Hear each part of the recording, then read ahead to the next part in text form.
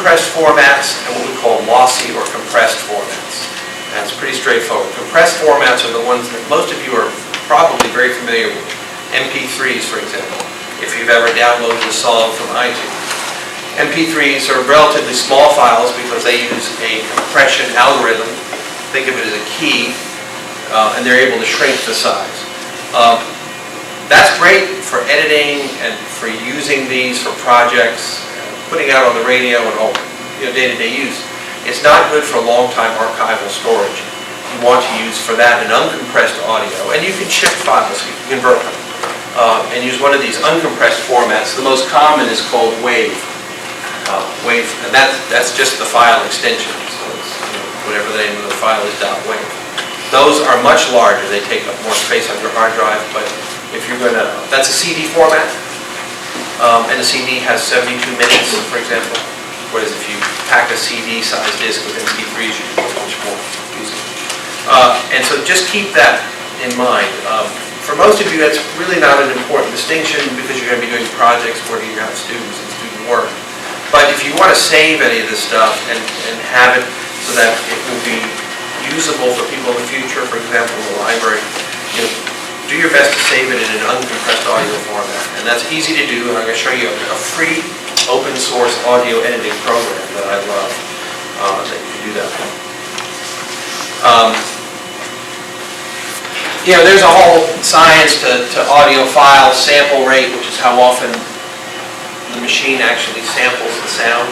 Because again, computers are just simply very fast on-off, yes, no, 1, 0 switches. Right? That's all a computer is an on-off switch multiplied by a billion. But we have sample rate, bit depth. They just talk about basically the fidelity of the sound. It's not such an important issue with spoken voice. It matters more for music. These are audio resolution standards. I'm actually going to skip through this because it's a little technical. But 16-bit or 24-bit, 16 is older, 24-bit's newer, 16-bit's smaller, 24-bit's deeper, richer. Your equipment will, by default, record probably at 16-bit, and that's good enough. And again, with all of these technical things, you balance your adherence to standards to what you actually have. I mean, if you talk to the gearhead, the techno guy, who says, well, you only can have this, well, of course that's the best there is, but I don't have that much money. And, good is good as well, Interviewing itself. Now, I have a document in there, the 3 Ps to successful interviewing. As you think about your projects, you're actually going to have to figure out how to talk to people. That's the hard part, right? You have to actually go up to someone and say, now tell me your story. That means interacting with a real person, which is always very scary. It is. I mean, I always get, stressful to do that. I always get nervous, before I interview. But you want to prepare. So you've got a student project. You're going to do an oral history with your students, and they've identified some people I want to talk to. Let's say it's their parents or people in their community. Something simple. They need to prepare. They need to know their subject. Learn a little bit about. Let's say if they're going to talk to somebody about their experience as a kid during World War II on the home front, have them do a little reading, in some secondary history about rationing and the way the home front operated during World War II. I don't like to write out questions. Personally, that doesn't work for me because then things get too mechanistic, but I do like to write out topics that I'd like to cover. And so for the interview protocols that we develop in the Center for Oral History, we put up topics to cover, and so often you have to ask the question in different ways. Someone starts telling a story, you just can't say, all right, now tell me this. You want to stay with the flow of the narrative and follow the logic of what they're saying. And you don't always get to ask all your questions because you found out that they have something even more interesting to say that you didn't know about. But it is a good idea to prepare an outline, with students especially, of things that they should ask. And maybe for the first time with junior and senior high school kids and elementary school kids, actually writing out the questions. And then that could be part of a writing exercise. So, you've got them going in, and they've identified a topic, and they're going to do a little bit of research on the subject in the library, and then they're going to write out the questions. So now you've gotten them actually writing, and then the next step is they're going to go they're going to do the interview, and so then they can work off that interview. But you can, when you break the process down like that, there are a lot of pedagogical things you can implement into the classroom that that touch on writing and thinking, critical thinking goals, but also are fun to do, and get them involved in a project that engages their imagination. Know your equipment. The day you're going to go interview somebody is not the day to learn how to use the equipment. You definitely want to practice that with the students. You want to practice it yourself. It's real easy to plug things into the wrong slot, and there's nothing worse than having done this interview and then you go to play whatever you're supposed to play, and there's nothing there. And believe me, I have a catalog of horror stories as long as my arm. The scariest one, I was at the University of Kansas last fall, about a year ago, and the director of the Robert J. Dole Center for Politics told me how he had hired someone to go interview Teddy Kennedy, who was at that time quite ill, about his experience with Robert Dole. They had worked closely on some important legislation, particularly the Social Security Bill in 1982. And the guy somehow messed up, and when he went to play the tape, there was no sound on the tape. You just can't go back to Teddy Kennedy and say, let's do this over again, because he had brain cancer. And the director of this center was just telling me that I'm like, he's about, it's just the pain. You can feel the pain in the story. I felt the pain from hearing that story. So just, if you get some equipment in the classroom, have the kids interview each other, and then download the interview and actually, digital media lab style. Know this paperwork. Make sure, like I said earlier, make sure you get your gifts and permissions, and please, rely on our material for a guideline, which we have on our website, right on our splash page. Quiet place is good. We have a whole file of things not to do where people are interviewing people next to the bathroom. It does not add good sounds to your interview, or the barking dog, or the air conditioner. I'm not going to share those with you, but trust me, they're there. Now, stuff happens, you're interviewing someone and the train comes by. You can't move the train. That's what you do. Don't just take a break and go back to it. But do try to look around and make sure that you're not under the window unit, in the living room, and try to find a quiet place where there aren't too many distractions for the person that you're interviewing. It's not a bad idea, particularly when you're working with students, middle school students, if you can persuade some of the interview subjects to come to the school, maybe and do the interviews. They're relatively more mobile than the kids are, especially before they can drive. And have them come to the classroom and interview them in the classroom. And it's okay to do an interview in front of the students, if you have some, and if the interview subject is willing, sit there and sit through the interview in front of an audience. Set up your mic effectively. I've got a picture in there. You just want to be able to have it pointed in the right direction. Most microphones have a good wide pattern. It's more important to hear the interview subject than the person asking the questions. You want the best sound to be for the interview subject question. As long as you can hear the questions, that's fine. But those are not the most important part of the interview. So the process, you actually do the interview. At the beginning of the interview, you say, this is Louis Kiriakoutis. In my case, I'm with the Center for Oral History and Cultural Heritage. And it's September 17th, and I'm here at Southwest Mississippi Community College. And I'm getting ready to interview.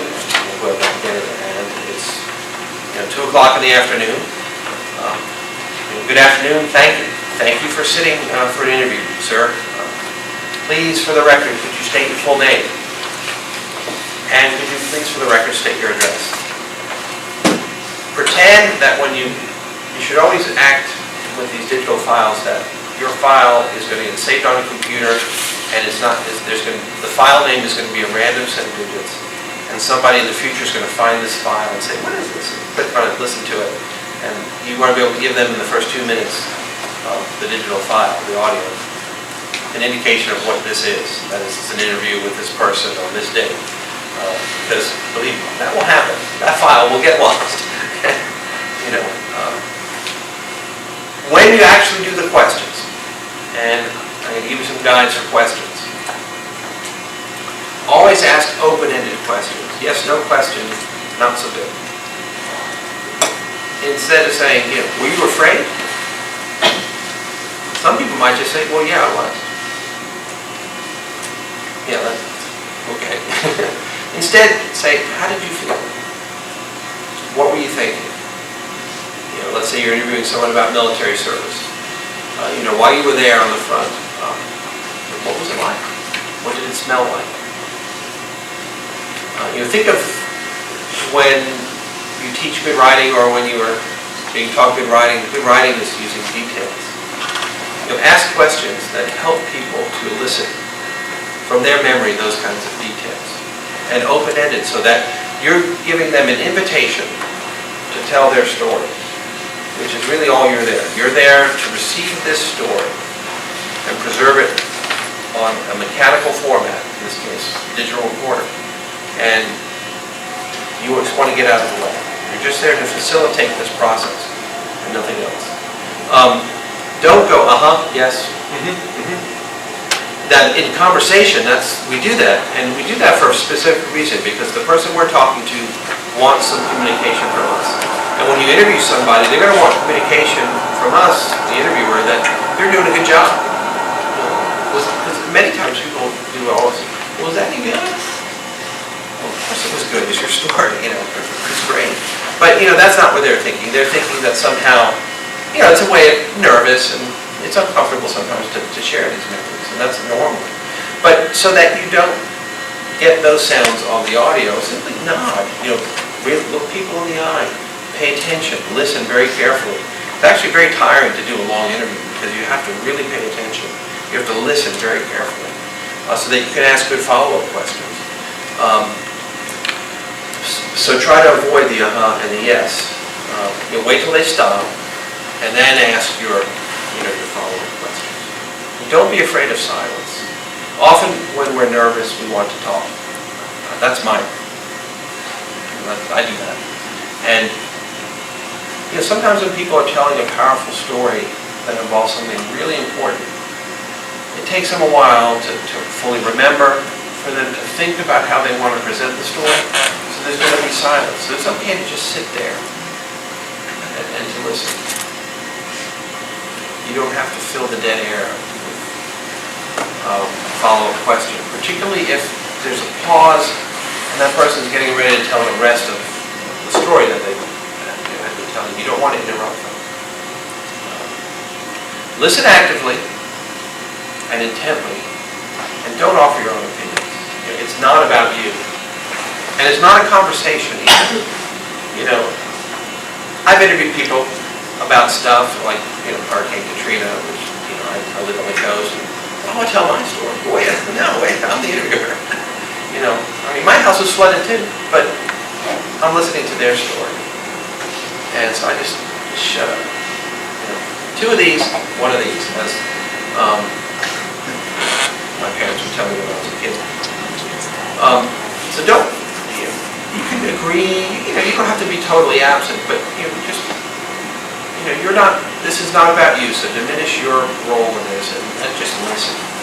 And just, you know, revel in the privilege of being able to be part of somebody telling their story. Because it's really a powerful experience. Sometimes there are very difficult questions. You know, maybe you're going to interview somebody that went through a very traumatic experience, something that involved violence or crime.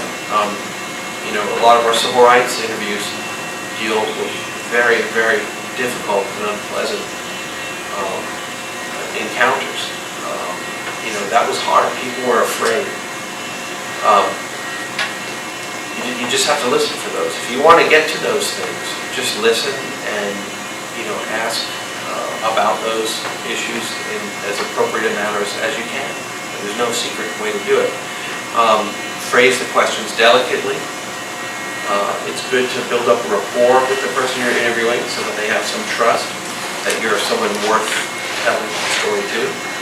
You know, don't start off with, you know, the most difficult aspect of why you're there to talk to them. Start with, you know, tell me about your upbringing. Where'd you grow up? You know, tell me about your parents. Who were they? You know, and kind of get into the interview and then move naturally to perhaps the more difficult ones. And then product. This is the part that gets short shrift because you think, well, I've interviewed somebody, I'm done.